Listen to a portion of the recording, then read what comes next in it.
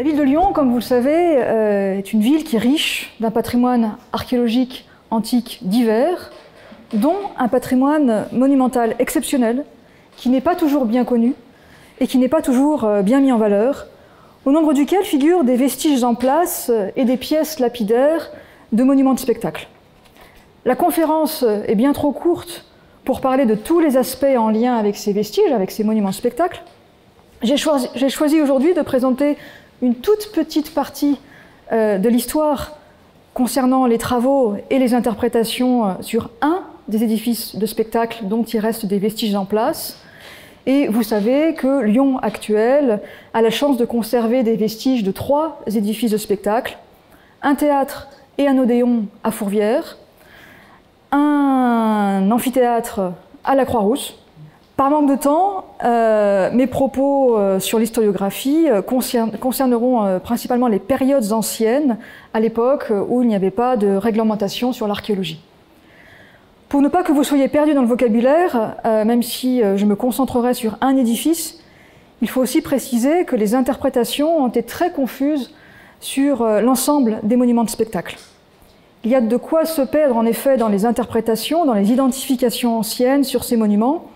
Si je schématise l'état des connaissances au XIXe siècle, le théâtre à Fourvière était interprété comme un amphithéâtre pour des jeux de gladiature, plus précisément comme ce qu'on appelle l'amphithéâtre des martyrs. L'amphithéâtre de la Croix-Rousse, qui est bien désigné comme un amphithéâtre au milieu du XVIe siècle, est considéré au début du XIXe siècle comme une nomachie, c'est-à-dire un édifice pour des reconstitutions de combats navals, puis à nouveau comme un amphithéâtre à partir du milieu du XIXe siècle, un amphithéâtre attaché au sanctuaire des Trois Gaules, ce qu'il est. Nous allons, nous aujourd'hui, voir plus précisément ce qu'il en est de l'histoire de l'Odéon, et vous verrez qu'à partir du XIXe siècle, l'Odéon a généralement été considéré comme un théâtre, ce qui n'est pas une réelle erreur, puisque un Odéon a un plan très proche de celui d'un théâtre. Et d'ailleurs, l'Odéon de Pompéi est désigné dans une inscription comme un théâtre couvert. Par ailleurs, la fonction des deux monuments n'est pas toujours... la distinction dans la fonction des deux monuments n'est pas toujours très claire. On considère classiquement que l'Odéon est un lieu pour des lectures, pour des concours oratoires, pour des déclamations, pour des plaidoyers, et en tout cas pour des activités qui seraient réservées à un public cultivé plus restreint. Avant de commencer cette plongée dans des travaux et des idées des siècles précédents, il m'a paru aussi utile d'évoquer quelques généralités concernant l'ensemble des édifices de spectacle à Lyon à l'époque romaine. Là aussi, par manque de temps, il ne sera pas possible de mentionner toutes les caractéristiques de ces édifices, ni toutes les interrogations qu'on se pose encore sur ces monuments. Pour des généralités supplémentaires, je peux vous renvoyer, entre autres, à ces publications grand public parues dans le cadre de l'exposition. Vous y trouverez par ailleurs des précisions sur les jeux, des précisions rédigées par des personnes qui sont bien plus compétentes que moi pour en parler, car ma spécialité ne porte pas sur les jeux ou sur la société, mais davantage sur les vestiges archéologiques monumentaux de Lyon. Les monuments de spectacle sont, de manière générale, un des symboles les plus manifestes de la culture urbaine antique. Dans toutes les provinces romaines de l'Empire, les grandes villes en furent généralement pourvues, même si le nombre et les formes des équipements furent très variables. Et dans tout l'Empire, les jeux ont pris une telle place, si on regarde les textes de la capitale, à Rome, les jeux ont pris une telle place à Rome qu'on constate que les textes anciens, dans les textes anciens, qu'il y a cette image qui est véhiculée d'une foule en fureur qui assiste au spectacle. Une image véhiculée par les auteurs chrétiens, mais aussi une image véhiculée dans certains textes écrits par des auteurs romains. Donc une image stéréotypée d'une plèbe oisive, d'une plèbe tumultueuse, d'une plèbe désœuvrée et, comme je vous le disais, d'une plèbe prise de folie furieuse. En réalité, cette passion des jeux ne touchait pas que la plèbe, la passion des jeux touchait l'ensemble de la population, y compris les membres de l'aristocratie.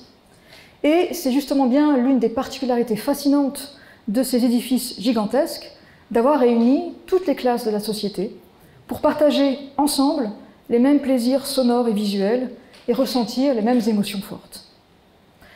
Des mêmes émotions fortes, qui plus est dans un cadre luxueux, où se déployait une décoration abondante. Même si les riches avaient sans doute plus de temps pour participer au spectacle que les pauvres qui devaient travailler, les édifices de spectacle furent un des ciments de la communauté, un des ciments d'une communauté qui participait au rituel des jeux dans des occasions fort diverses, relatives aussi bien à la vie religieuse, sociale et politique, à une échelle locale, que des activités liées à la vie de ce vaste empire romain. Au sein de ces édifices, c'est ainsi une culture commune qui était entretenue par des spectacles vivants, une culture de la danse, une culture de la musique, une culture du chant et de l'oral, si l'on songe au jeu de la scène dans les théâtres. Et dans les cirques et les amphithéâtres, les valeurs de bravoure et d'endurance étaient mises à l'honneur avec des professionnels sportifs qui, pour les gladiateurs et les gladiatrices, pouvaient être aussi adulés que les pantomimes du théâtre. Au-delà d'une utilité pratique pour l'ensemble de la communauté, les édifices de spectacle constituaient par ailleurs de véritables ornements des cités, qui servaient à embellir tout en apportant la dignité et la gloire aux communautés qui les avaient dressées. La parure monumentale d'une ville devait ainsi être à la mesure de son rang ou de ses prétentions, et la simple présence sur la colline de Fourvière d'un théâtre, d'un odéon et d'un cirque exprimait la grandeur de Lyon, capitale de cité, qui plus est colonie romaine, et capitale de province, la province de Lyonnaise. Dans toutes les Gaules, il n'y a pour l'instant que 3 odéons et 4 cirques à l'existence incontestable. Et ce n'est peut-être pas le seul reflet du hasard des découvertes que de tels édifices en pierre soient connus dans les 2 cités voisines de Lyon et de Vienne. Il existait probablement une émulation entre les cités qui rivalisaient de beauté par l'architecture monumentale. La présence d'un odéon dans ces 2 villes pourrait peut-être aussi s'expliquer par l'importance de la culture grecque et peut-être que, comme à Vienne, il a existé des concours grecs à Lyon. L'importance des spectacles du monde romain se perçoit dans le nombre croissant de jours dévolus aux fêtes qui, à Rome, atteignent le nombre de 177 jours au milieu du IVe siècle, mais aussi par la place physique des édifices dans le tissu urbain et le choix même d'avoir construit des monuments permanents en pierre. Édifié vers 20 avant Jésus-Christ, peut-être non loin du Forum, le théâtre faisait partie des monuments publics en grand appareil les plus anciens de la Lugudunum romaine, fondée en 43 avant Jésus-Christ, probablement sur un site gaulois, sur un pudum gaulois. Et ce qui montre qu'une ville romaine digne de ce nom, une ville désireuse d'afficher tous les signes de la romanité, ne saurait se concevoir sans un tel édifice. La façade du bâtiment de scène du théâtre était sans doute l'un des plus hauts murs de la ville à la fin du 1er siècle avant Jésus-Christ. Et le front de scène du théâtre, cet écran de colonnes et de sculptures qui se dressait devant les spectateurs, l'un des murs les plus majestueux. La superficie du théâtre est d'autant plus grande que le monument d'environ 108 mètres de long faisait partie d'un ensemble monumental plus vaste, avec une esplanade et des portiques adossés au bâtiment de scène, ce qui devait sans doute offrir aux habitants un jardin arboré en plein cœur de la ville, jardin qui pouvait en outre receler des trésors artistiques. Le théâtre et son portique étaient lui-même en connexion avec d'autres édifices, parmi lesquels une fontaine monumentale dont l'identification a été proposée il y a peu, malgré le fait que les vestiges sont devant nos yeux depuis les années 40 ou 70, parce que c'était fouillé en plusieurs étapes. Avec un collègue de l'Université de Bordeaux, Alain Bouet, nous avons envisagé l'existence d'un premier état dans le courant du 1er siècle, pourvu d'un bassin de 40 mètres de long, ce qui en ferait l'une des plus grandes fontaines des Gaules. Mais il serait utile que nous poursuivions le dossier pour proposer une restitution qui nous ferait mieux comprendre les vestiges et qui montrerait à quel point la fontaine devait contribuer à magnifier l'environnement du théâtre. Comme vous le voyez avec les exemples en bas, les fontaines monumentales présentaient fréquemment des décors sculptés étagés sur plusieurs niveaux, qui n'étaient pas sans rappeler d'ailleurs l'architecture grandiose des fronts de scène de théâtre.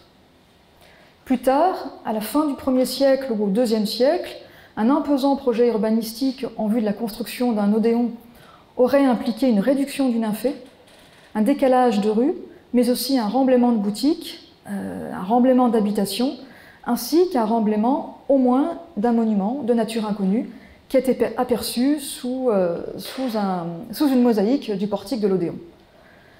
Avec 2 édifices théâtraux somptueux, de part et d'autre d'un monument des eaux rare, c'est un véritable quartier des spectacles dévolu au plaisir des sens qui s'est créé progressivement.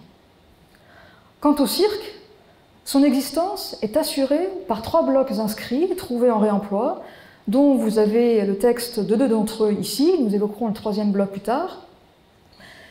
L'un des blocs mentionne la construction de 500 places au cirque, sans doute s'agissait-il de places d'honneur. Un autre bloc mentionne la restauration de ces mêmes 500 places à la fin du IIe siècle ou au début du IIIe siècle. Il ne reste rien de visible du cirque de Lyon, au contraire du cirque de Vienne, et rien ne prouve que la mosaïque du cirque trouvée en 1806 dans une domus de la presqu'île soit une représentation fidèle du monument lyonnais, puisqu'il est encore impossible de confronter la représentation aux vestiges. Dans un mémoire universitaire sur les monuments de Lyon, il y a quelques années, puis dans un article publié avec une collègue du service archéologique municipal, Michel Monin, j'ai proposé de localiser le cirque au cimetière de Loyasse, sur la base d'une interprétation de vestiges dégagés anciennement, mais aussi en considérant la topographie, le tracé des rues et une anomalie du parcours de l'aqueduc du Gier. Dans cette hypothèse, la longueur du cirque pouvait avoisiner 370 mètres de long. Alors, dans toutes mes conférences, il me semble toujours utile d'insister sur le statut d'une hypothèse scientifique, car beaucoup de chercheurs, et par conséquent le public, confondent l'hypothèse et la certitude. Quelle que soit la science, les chercheurs sont payés pour remettre en cause des hypothèses scientifiques qui leur semblent manquer de fondement, et payés pour faire des hypothèses scientifiques qui répondraient mieux aux données. Les hypothèses scientifiques sont des possibilités, jusqu'au jour où un chercheur peut démontrer que l'hypothèse est la seule possibilité, ou que l'hypothèse formulée est impossible, ou encore jusqu'au jour où l'hypothèse n'en est plus une, parce qu'elle serait devenue une certitude grâce à des nouveaux éléments incontestables. Dans cette hypothèse de localisation du cirque, la construction d'un édifice d'une telle longueur, si proche de la ville, aura sans doute impliqué un autre chamboulement urbanistique avec un cirque qui, au IIe siècle après Jésus-Christ, aura pris la place de constructions antérieures. Le 4e édifice de spectacle connu des Lyonnais est un amphithéâtre qui fut érigé par un riche Gaulois de Saintes et sa famille pour le statut de l'empereur Tibère. L'amphithéâtre de la Croix-Rousse est le seul monument visible en surface du sanctuaire de Rome et d'Auguste, qui comportait un autel monumental devenu mythique, un temple tout aussi fantomatique, et d'autres constructions votives ou honorifiques connues par quelques blocs. Un réseau de galeries souterraines d'une ampleur remarquable et à l'organisation étonnante, inconnu des chercheurs jusqu'à récemment, alors que les ouvrages ont été redécouverts il y a bien longtemps, faisait peut-être aussi partie des infrastructures intégrées dans le sanctuaire et gérées par l'association des Trois Gaules. Pour avoir des informations plus précises sur la datation, on attend cependant que soient publiées de manière intégrale et précise toutes les datations radiocarbone sur les arêtes de poissons et sur les sarrasinières le long du Rhône. Depuis le XIXe siècle, on suppose que le sanctuaire des Trois Gaules n'a pas été élevé sur le sol de la colonie de Lyon, mais sur un territoire indépendant. L'amphithéâtre de la Croix-Rousse n'est ainsi généralement pas considéré comme un monument de Lugudunum. Il faut quand même avouer qu'il nous manque des données pour comprendre ce qu'il en était réellement. Ce qui est certain, c'est que les notables les plus influents d'une soixantaine de cités des Gaules et une foule de participants se rassemblaient dans le sanctuaire pour honorer Rome et l'empereur dans des fêtes fastueuses. Lieu de piété où se manifestait le loyalisme des notables gaulois, le sanctuaire était aussi un lieu d'exaltation de ces notables, et ce sanctuaire mettait en scène le pouvoir de ces Gaulois de 3 provinces, les provinces de Gaule-Aquitaine, de Gaulle lyonnaise et de Gaulle belgique, dont les réunions avaient une dimension politique. Le sanctuaire était ainsi un espace de représentation des notables gaulois qui s'exerçait à travers la statuaire, mais aussi qui s'exerçait dans l'amphithéâtre. Comme dans tout édifice de spectacle, il s'agissait de voir, mais également d'être vu. Et l'on pourrait dire que le public faisait également partie du spectacle. D'ailleurs, les personnalités de marque faisaient leur apparition dans les édifices en étant accueillis par des acclamations et des applaudissements.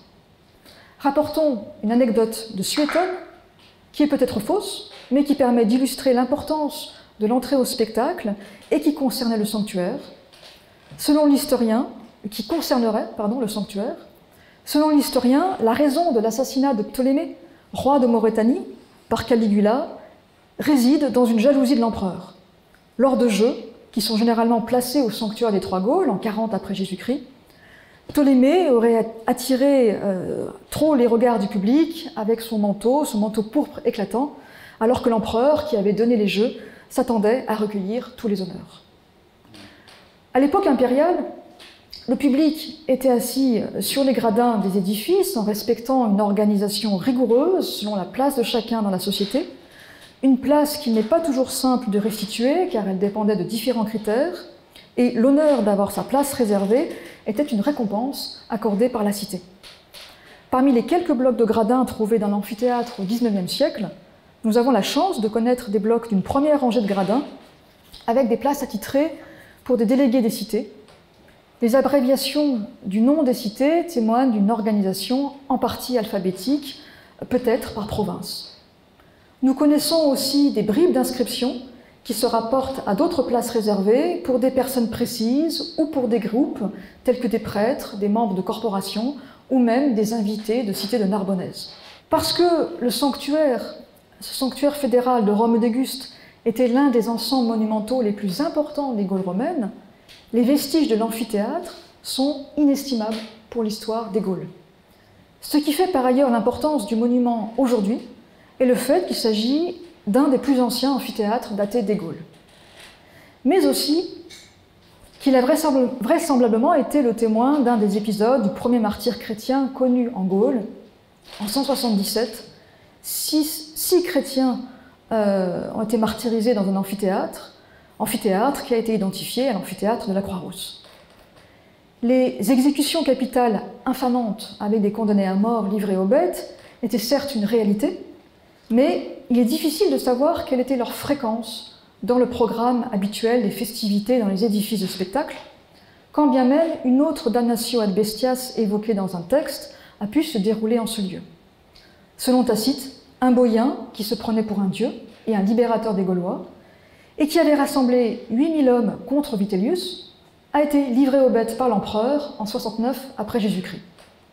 La mise à mort de ce Maricus dans un munus impérial est généralement placée lors du séjour de l'empereur à Lyon et a pu se dérouler dans l'amphithéâtre des Trois Gaules.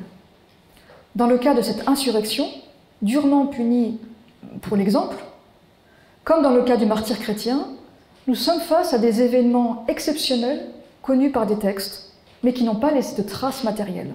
Les personnes mises à mort dans l'arène étaient considérées par la population ou par les représentants du pouvoir comme des criminels ou des incitateurs pour fomenter une sédition, comme cela apparaît clairement dans le texte concernant Maricus.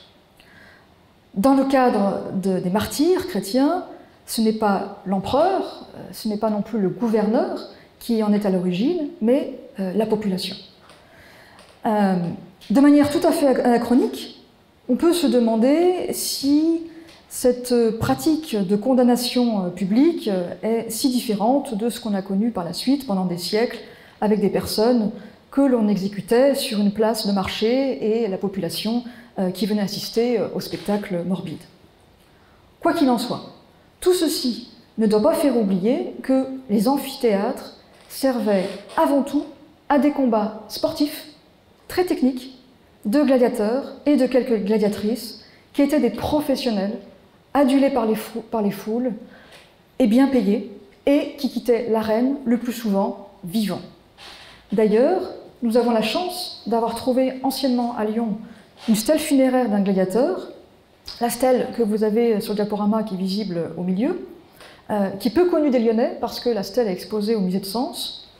Ce gladiateur du nom d'Hylas n'est pas mort dans l'arène. Son épitaphe, élevée par sa femme, précise qu'il avait reçu la rudis, une baguette, symbole de sa libération après la fin de son engagement.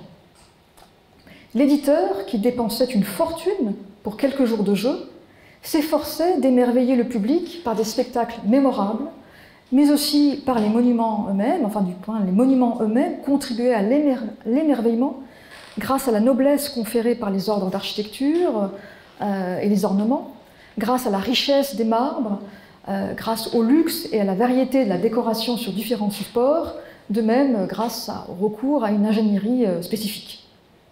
Par exemple, les nombreux fragments en marbre trouvés dans les fouilles anciennes du parc archéologique de Fourvière, qui se rapportaient au théâtre, à l'Odéon, au portique, voire au Nymphée, montrent l'investissement financier des notables avec des matériaux qui proviennent de tout l'Empire. Des pièces d'architecture et de sculpture témoignent par ailleurs du haut degré de qualification des artisans auxquels on a fait appel, qui étaient peut-être en partie des sculpteurs d'Asie mineure. Ces sculptures démontrent que le décor de monuments en Gaule n'avait parfois rien à envier à celui de monuments en Italie. En considérant l'iconographie, de même que leur monumentalité, des sculptures de sirènes de près de 3 mètres de haut sont d'ailleurs exceptionnelles dans toute la sculpture gréco-romaine et permettent d'imaginer comment le décor contribuait à transporter le public dans un autre univers. On le voit bien avec l'amphithéâtre du Sanctuaire des Trois Gaules, mais il devait en être de même du théâtre, de l'Odéon et du cirque de Lyon. Ces monuments que nous appelons des édifices de spectacle ne servaient pas pour de simples divertissements, ou du moins, ces divertissements se déroulaient fréquemment dans le cadre de fêtes religieuses, durant lesquelles les spectacles étaient offerts aux divinités. Ainsi, les jeux étaient précédés de sacrifices. Les jeux du cirque à Rome s'ouvraient habituellement par une pompa, une procession dans la ville, avec les images des dieux conduites jusque dans une loge au cirque. Il n'est alors pas exagéré de dire que les dieux faisaient partie du public. On ne s'étonnera pas également de la proximité fréquente d'un édifice de spectacle et d'un temple, même si les jeux pouvaient être offerts à des divinités très diverses en fonction du calendrier. Si on poursuivait un jour les fouilles sur l'esplanade du théâtre et de l'Odéon de Lyon, ce qui serait une très mauvaise idée pour l'instant, il y a d'ailleurs fort à parier qu'on retrouverait une installation cultuelle. Des chapelles ou des temples ont en outre pu être construits au sein même des édifices. C'est le cas pour l'amphithéâtre du Sanctuaire des Trois Gaules, dans lequel il existait une chapelle sous une tribune. Le théâtre voisin de Vienne fournit par ailleurs l'exemple d'un temple en partie supérieure de la cavea, probablement un temple dédié à Apollon, en raison de l'iconographie delphique de chapiteaux qui peuvent lui être attribués, et à l'image de ce qu'on rencontre à Rome, où vous aviez un temple d'Apollon au-dessus du théâtre de Marcellus. Les fêtes religieuses font partie de la vie spécifique d'une cité, mais d'autres événements particuliers à la vie de la vie de cette cité pouvaient donner lieu à des spectacles, tels que la dédicace d'un monument, l'entrée en charge d'un magistrat, l'accès à une prêtrise, le décès d'un notable éminent, un anniversaire à commémorer, etc. Les événements liés à la vie de l'Empire, de l'empereur ou de la famille impériale étaient également célébrés par des jeux à Rome, mais aussi dans les provinces.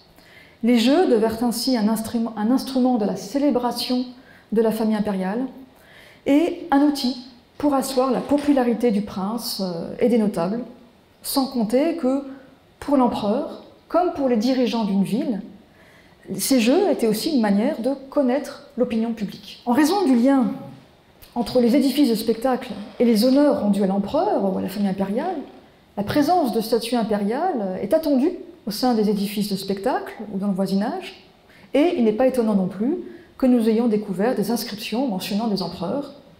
Nous avons déjà vu pour l'amphithéâtre que le monument fut dédié à l'empereur, comme le montrent ces deux blocs exposés qui sont célèbres pour le texte de la face antérieure. Bien que lacunaire, une autre inscription tout aussi importante ornait l'amphithéâtre, peut-être une tribune.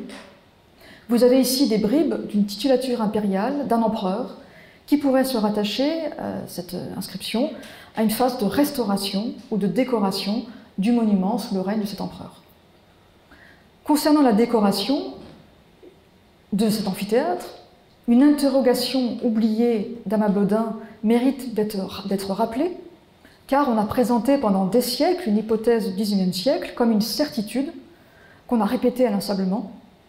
Il est justifié de se demander si les célèbres frises de guirlandes de chêne reliées à des haches de licteurs ornées de têtes humaines ne proviennent pas de l'amphithéâtre, plutôt que de l'hôtel des Trois Gaules.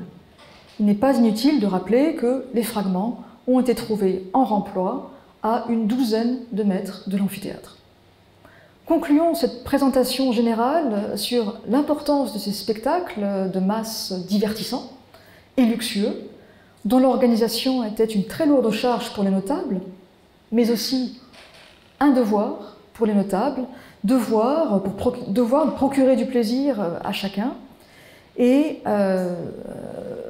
événement important de ces spectacles qui permettaient, comme le disait un collègue, de faire cette rencontre entre les hommes au pouvoir et leurs administrés.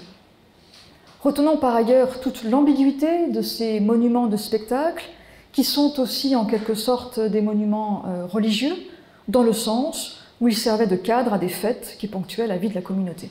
C'est aussi sous l'angle de la place de la religion et des croyances, il y a quelques siècles, que nous pouvons aborder la seconde partie de cette conférence qui va concerner l'historiographie de la redécouverte et de l'interprétation d'un des édifices de spectacle de Lyon. Dans cette histoire moderne sur les édifices, il n'est nullement question du théâtre au départ, mais seulement de l'Odéon et de l'amphithéâtre. Pourquoi? Parce que ce théâtre, le théâtre de Fourvière, semble avoir entièrement disparu du paysage à une époque indéterminée et ne fut dégagé partiellement qu'à la fin du XIXe siècle, avec une motivation du fouilleur que l'on pourrait qualifier quasiment de religieuse, puisqu'il voulait dégager les vestiges de l'amphithéâtre des Martyrs et qu'il pensait l'avoir fait. On peut certes nuancer l'idée d'une disparition complète de l'édifice, car le plan scénographique du milieu du XVIe siècle montre l'affleurement de quelques maçonneries, ce que vous avez à droite. Ici, comme ailleurs à Fourvière, où le cœur de la ville antique fit place à des vignes, des paysans avaient sans doute une connaissance de l'existence d'un vieil édifice en ce lieu, mais, comme je le disais, les fouilles officielles sur ce monument sont relativement récentes. On ne connaît pas toutes les étapes de l'agonie du monument, du théâtre, et toutes les étapes de la récupération de ces blocs, mais les récupérations ont pu se faire sur un temps long et pour des contextes fort divers. C'est en jouant un vaste puzzle à l'échelle de la ville et sur une longue durée que l'on peut arriver à identifier des bribes de blocs et de sculptures des différents monuments qui composaient la ville, et ainsi avoir quelques données chronologiques sur leur emploi et leur usage. En haut à gauche, vous avez l'exemple d'un bloc qui provient avec certitude du théâtre et qui fut retaillé en sarcophage durant l'Antiquité tardive pour être remployé dans la nécropole de Saint-Just, où il fut découvert en 1971, mais identifié en 2016. La situation est bien différente entre le théâtre et l'Odéon, sur lequel je vais m'appesantir. Non pas que l'Odéon n'ait pas aussi servi de carrière de matériaux durant des siècles, mais une partie du squelette du monument, les maçonneries en petit appareil du mur extérieur de la cavea, a toujours été visible. L'Odéon fait partie de ces monuments antiques qui n'ont jamais disparu du paysage et qui ont survécu à des siècles d'occupation et des siècles de destruction. Pendant toute l'époque médiévale, ce secteur de Fourvière ne correspond pas du tout à une colline qui prie, et l'église du XIIe siècle sur l'esplanade de Fourvière était au départ bien modeste. La colline va se couvrir de couvents seulement à partir du XVIe siècle. Comme d'autres ruines antiques, encore en élévation à Fourvière, l'Odéon était alors intégré dans des propriétés privées de simples particuliers, dont certains avaient d'ailleurs leur maison dessus. Quoi qu'il en soit, la ruine était visible de tous, ce qui explique qu'il a nécessairement dû exister des légendes et des interprétations fantaisistes anciennes que des textes n'ont malheureusement pas consignés. Donner un nom à un vestige le fait vivre en l'intégrant dans le paysage et dans un quotidien. Le récit attaché à une ruine lui donne davantage d'existence et permet une relation plus intime avec le monument. Les premières mentions de l'Odéon conservées semblent remonter au XIIe siècle, avec une désignation qui intègre le mot sarrasin. Au moins à partir du XIIe siècle, on parle du palais que firent les Sarrasins, puis des grottes des Sarrasins, de la grosse maçonnerie des Sarrasins, etc. Que viennent faire les Arabes ici?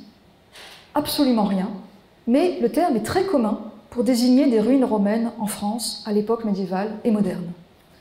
Tout le sujet est celui de la naissance d'interprétations farfelues en raison d'un nom qui a été donné à une ruine, nom qui n'avait au départ sans doute ou peut-être aucun rapport avec les Sarrasins. Sarrasin semble avoir été utilisé comme synonyme de païen et donc synonyme de romain. L'imaginaire collectif faisant ensuite son œuvre dans les interprétations de ruines, tantôt construites par les Sarrasins, ce qui est d'ailleurs le cas justement dans la première occurrence au XIIe siècle, tantôt détruit par les Sarrasins.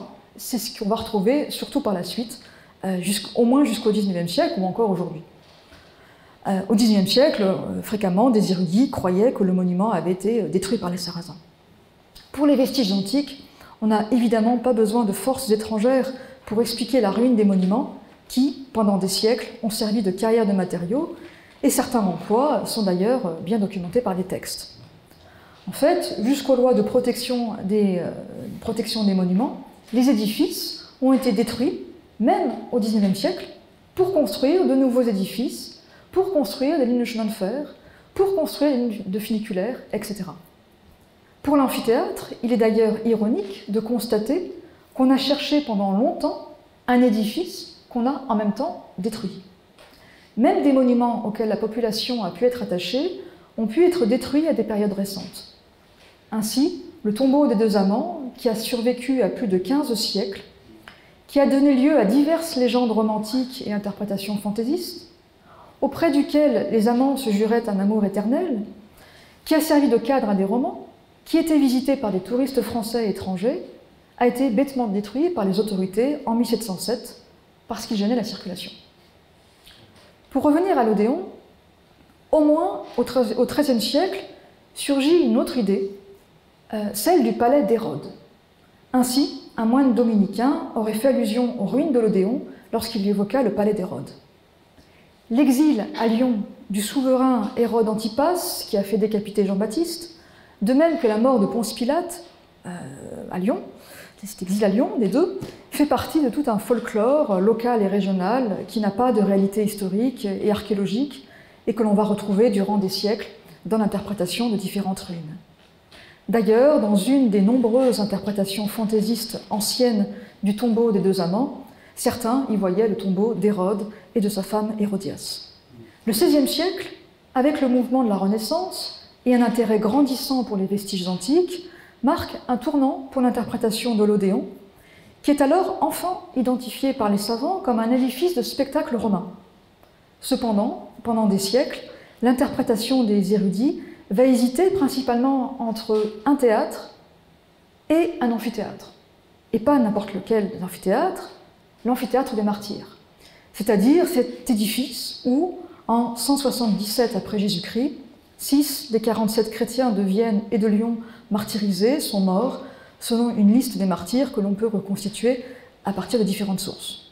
Nous pouvons donc remarquer que, dès le XVIe siècle, au moins, le site va être attaché à cette histoire qui a forgé une partie de l'identité lyonnaise, liée à cette revendication de la ville d'être un des foyers du christianisme dans le monde occidental. La mémoire a besoin de textes, mais aussi de vestiges tangibles pour se perpétrer ou se construire. Les vestiges antiques deviennent des témoins, comme des martyrs, et servent de support pour se souvenir, pour commémorer. Certains vestiges antiques deviennent quasiment des reliques qui incarnent une tradition. L'interprétation de l'Odéon comme amphithéâtre des martyrs peut ainsi être reliée à d'autres interprétations qui vont concerner notamment le quartier des Minimes, mais pas seulement. Il s'agit de trouver des traces des martyrs dans des vestiges comme dans des noms, ce qui donne lieu à différentes interprétations fantaisistes sur l'étymologie. Ainsi, le gourguillon, une simple rigole qui descend la colline d'Escarpé, se transforme au XVIe siècle en gorge de sang, gourgues sanguinis, de dizaines de milliers de martyrs légendaires. Gorge de sang descendue de la colline qui a rougi le cours de la rivière qui d'Arar est devenue Sangona, la Saône, du sang des martyrs. Et ce sang remonta, dit le texte, à contresens le cours de l'eau qui se teinte en rouge jusqu'à Mâcon. De la croix de Colle, dans le quartier des Minimes, qui devait être simplement une croix sur la colline, on en a fait la crux decollatorum, la croix des décollés, c'est-à-dire des martyrs décapités. Le caveau de Saint-Potin, qui est cité pour la première fois à la fin du XVIIe siècle, est une illustration de ce besoin de vestiges associés aux martyrs. L'invention du lieu est le fait des sœurs visitantines au XVIIe siècle, mais la ferveur s'est accrue après 1689, lorsque la mère supérieure du couvent aurait vu en songe Saint-Potin. On montrait alors la pierre qui avait servi de reposoir à Saint-Potin dans sa prison. Une autre pierre de Saint-Potin a été montrée au Moyen-Âge à Ainay. On montrait la colonne où des martyrs furent attachés, le sang desséché sur la colonne, des anneaux de fer rouillé, et avec des raclures de la colonne et de la voûte, où poudre miraculeuse était confectionnée. Une légende ou une interprétation n'en chasse pas une autre. Elles coexistent. Ce qui fait qu'à la même époque, pour désigner l'Odéon, on a pu parler du palais, du théâtre, de l'amphithéâtre. Dans le texte de Guillaume de Paradin de 1573, qui est le premier publié qui ait fait mention de l'hypothèse de l'amphithéâtre, il faisait d'ailleurs coexister l'idée d'un palais et celle d'un amphithéâtre, avec des monuments qui auraient pu être côte à côte. Quant à l'hypothèse d'un théâtre et d'un amphithéâtre, elles vont non seulement coexister, mais également fusionner pour mener à l'appellation parfois de théâtre des martyrs. On peut voir cette confusion entre le théâtre et l'amphithéâtre, par exemple dans la légende de cette gravure publiée en 1673, où Jacob Spon emploie le mot théâtre, mais en même temps mentionne des voûtes pour, je cite, servir de prison aux bêtes qu'on faisait combattre, comme il mentionne, je cite, le lieu des arènes où se faisaient les combats et les jeux. En fait, ces égarements dans le vocabulaire et ces égarements dans les fonctions données aux monuments ne sont guère surprenants, dans la mesure où la confusion entre théâtre, amphithéâtre et même cirque, c'est une confusion qui est très fréquente chez les érudits jusqu'au XIXe siècle. À Lyon, il faut attendre le XIXe siècle pour que l'appellation de théâtre soit vraiment clarifiée et adoptée par la majorité. Théâtre, je le rappelle, pour le monument qu'on appelle aujourd'hui Odéon. En 1914, Rogatien Le Nail proposa le premier d'y voir un théâtre couvert, comme à Pompéi, à côté d'un théâtre à l'air libre, c'est-à-dire le premier en fait à songer à un Odéon. Mais son idée ne pourra pas triompher avant la fouille du théâtre que l'on connaît, la fouille donc, du monument qui est à côté. Donc son idée ne pourra pas triompher avant le XXe siècle, puisque jusqu'en 1933, on pensait que le théâtre était un amphithéâtre. L'importance de l'Odéon a été signalée de longue date par les érudits, et on a vu notamment quels mots emphatiques furent employés par Guillaume de Paradin en 1573, parlait de grande œuvre, merveilleuse brisée, somptueux bâtiments, admirable architecture.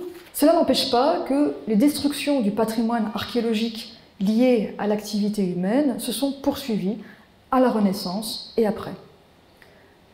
Dans ces activités qui ont été destructrices en patrimoine archéologique, on peut distinguer 4 types de motivations. Revenons tout d'abord à l'une des raisons, à la raison traditionnelle de destruction liée à la récupération des matériaux et aux constructions modernes. Ainsi, lorsque l'Odéon fut intégré au couvent des Frères Minimes, il connut des dommages au XVIIe, XVIIIe siècle, et François Artaud, au début du XIXe siècle, emploiera même le terme de vandalisme pour qualifier les destructions. Le couvent des Frères Minimes fut démantelé à la Révolution, les terrains furent vendus à des particuliers qui, eux aussi, firent des découvertes et des destructions non renseignées lors de minages de terrain. À partir du milieu du XIXe siècle, un nouveau couvent s'établit sur le site, ce qui a naturellement conduit à de nouvelles constructions et donc naturellement à de nouvelles destructions, dont on a de rares bribes dans la documentation.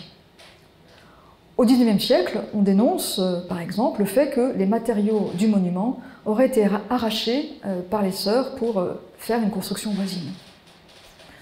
On peut regretter les destructions de vestiges antiques, mais on peut aussi regretter, se désoler, qu'avec les fouilles officielles du XXe siècle, qui débutèrent en 1933 pour le théâtre voisin et en 1942 pour l'Odéon, toutes les constructions qui n'étaient pas antiques ont été détruites, nous privant de données matérielles pour reconstituer la vie sur un site à différentes époques, au moins du Haut Empire romain jusqu'à aujourd'hui. Puisque finalement, la vie de ces communautés sur le site fait autant partie de l'histoire du site que la vie de ces vestiges à l'époque romaine. Une autre raison de destruction du patrimoine archéologique est liée paradoxalement aux fouilles archéologiques anciennes. Il a existé des fouilles archéologiques sous la direction de François Artaud vers 1825, mais malgré quelques plans et malgré des descriptions, ces fouilles ne sont pas documentées dans le détail, tout simplement parce que c'était une autre époque, avec une archéologie scientifique naissante, où il n'y avait pas les mêmes attendus, où il n'y avait pas les mêmes exigences qu'aujourd'hui, en termes de documentation d'une fouille et de gestion du mobilier. À Lyon, comme ailleurs, pour la connaissance des monuments, nous sommes tributaires de la façon dont ils ont été documentés par nos prédécesseurs. Et quantité d'informations n'ont pas été soigneusement consignées lors des fouilles anciennes. Ce problème concerne également les fouilles du XXe siècle, du théâtre, de l'Odéon et de l'amphithéâtre. Toute discipline scientifique évolue, et la discipline archéologique a considérablement évolué en quelques décennies à la fin du XXe siècle, dans ses méthodes, dans son organisation, dans ses thématiques de recherche, mais aussi dans son rapport au patrimoine, à la conservation des vestiges et à la conservation des données. Il faut ajouter que la mise au jour de maçonnerie les expose aux intempéries et qu'on ne peut pas laisser à l'air libre des vestiges bimillénaires sans les restaurer. Ce problème-là, de vestiges qui ont été mis au jour et qui n'ont pas été restaurés, ne concerne pas tant l'Odéon, parce que pour ces fouilles de François Artaud, les sondages ont été comblés, mais concerne plutôt le monument voisin, le théâtre. À la fin du XIXe siècle, les ruines du théâtre ont été fragilisées par les fouilles d'Adrien Lafont, qui n'avait pas des moyens pour sauver les vestiges qu'il avait mis à jour et qui sont restés à l'air libre pendant des décennies, ces vestiges qui pensaient être ceux de l'amphithéâtre. Si l'on revient à l'Odéon, à ces fouilles officielles du XIXe siècle, qui avaient comme objectif d'en savoir plus sur le monument d'un point de vue scientifique, ajoutons les fouilles des sœurs du couvent avant 1933, fouilles qui étaient motivées par un élan religieux en lien avec la recherche de l'amphithéâtre des martyrs, amphithéâtre, comme vous le savez, du coup, dont on pensait avoir découvert une partie des vestiges dans la parcelle voisine à la fin du XIXe siècle. Aimable-Audin nous donna une brève description du labeur des sœurs sur un ton un peu moqueur. Il évoque que, vers 1930, avec des moyens quasi inexistants, la mère supérieure engagea des recherches clandestines, dit-il, et souterraines. Aidées d'un jardinier, les sœurs creusèrent des galeries, découvrant des vestiges archéologiques, dont une mosaïque qui fut plusieurs fois redégagée et plusieurs fois recouverte par la suite. Donc ça, c'est la troisième raison de destruction du patrimoine archéologique. Revenons-en à la quatrième raison. On a oublié enfin quelles furent les premières fouilles à l'Odéon, documentées du moins. Première fouille qui, elles, n'étaient pas du tout motivées par des considérations historiques, archéologiques, patrimoniales ou religieuses, mais par des recherches de trésors sur fond de superstition. Nous avons la chance d'avoir conservé une description d'une des entreprises. Voici l'histoire qui nous ramène en arrière au XVIIe siècle. Au début du XVIIe siècle, un homme aurait proposé au propriétaire de l'Odéon, qui habitait au-dessus, de faire des fouilles sous sa cuisine pour retrouver la vaisselle d'argent et des statues en or, dont le fameux veau d'or. Le récit est quelque peu teinté de judéophobie, parce que le propriétaire est qualifié de gentilhomme chrétien et sa famille vivait dans la crainte de Dieu, tandis que le tentateur n'avait d'autre identité que celle d'être juif. Poussé par les ardeurs de sa fille, piqué par la curiosité et l'aventure, et malgré les craintes de sa femme, qui ne voulait pas que son mari pactise avec le démon, dit le texte, le propriétaire aurait fini par accepter de pratiquer des fouilles, ce qui, soi-disant, aurait impliqué qu'il donne, je cite, un cheveu de sa tête ou une graine de raisin de sa vigne ou quelque chose qui lui appartint. Lors des travaux, au fur et à mesure que les ouvriers auraient vu et entendu les précieuses statues, le texte nous dit que le démon les aurait emportées et un ouvrier aurait été mort de frayeur, tandis que d'autres auraient été marqués par le démon. Comme dans bien des cas dans ces récits faisant intervenir des forces démoniaques ou surnaturelles, la source n'est ni fiable ni de première main. L'histoire, qui s'est déroulée peu avant 1628, est rapportée dans un manuscrit rédigé à la fin du XVIIe siècle, de 1693 à 1695, par une sœur qui est entrée au monastère de la Visitation Sainte-Marie à l'Anticaille en 1659, donc le monastère juste en face. Les faits auraient été contés originellement par la fille du propriétaire de l'Odéon, qui serait rentrée au couvent en 1628, comme pour expier sa curiosité fautive et chercher alors le véritable trésor, celui de la perle évangélique. Les circonstances véritables de l'entrée au couvent de la jeune fille ont sans doute été moins palpitantes. Il n'est pas inutile d'ajouter que, selon ce même manuscrit, la fille du propriétaire, cette sœur qui s'appelait ensuite Marie-Madeleine, avait eu au couvent des visions d'une sœur défunte, avec qui elle avait coutume, je cite, de s'exciter à la parfaite mortification des sens, et après le décès de sa sœur complice de jeux mortifères, Marie-Madeleine continua, je cite, ses actes héroïques de mortification, que ce soit en buvant l'eau sale du linge lavé ou en jouissant des odeurs de puanteur de corps gangrénés. Autre temps, autre mœurs.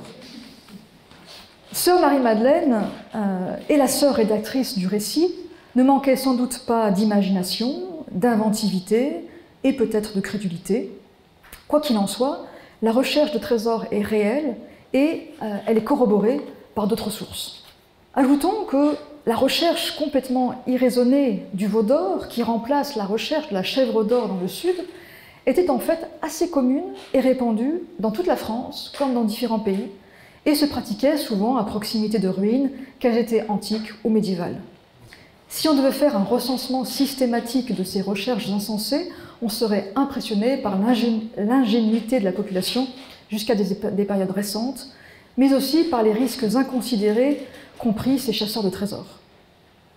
Bien entendu, à l'Odéon, le veau d'or n'a pas été trouvé, puisqu'il n'existe pas, mais cela a dû être un saccage archéologique répété.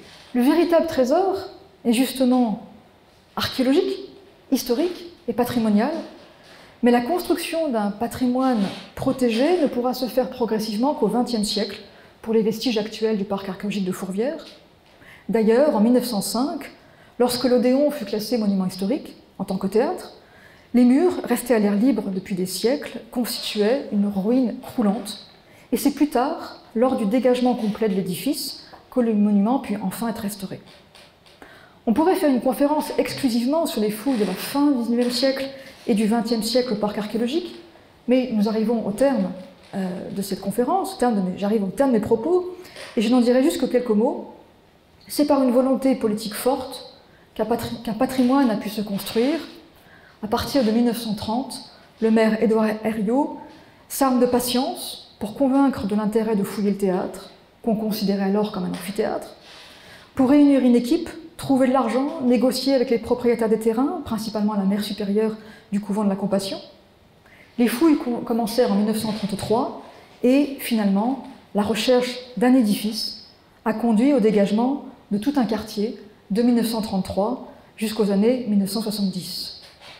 Pour le XXe siècle, il s'agit de la plus grande fouille archéologique de Lyon et du plus grand chantier de restauration si l'on considère les moyens humains et financiers, si l'on considère la durée des travaux, si l'on considère les découvertes réalisées qui furent à la hauteur des efforts, dont les efforts financiers pour également acheter les terrains, afin que les Lyonnais et les touristes puissent jouir de ce patrimoine.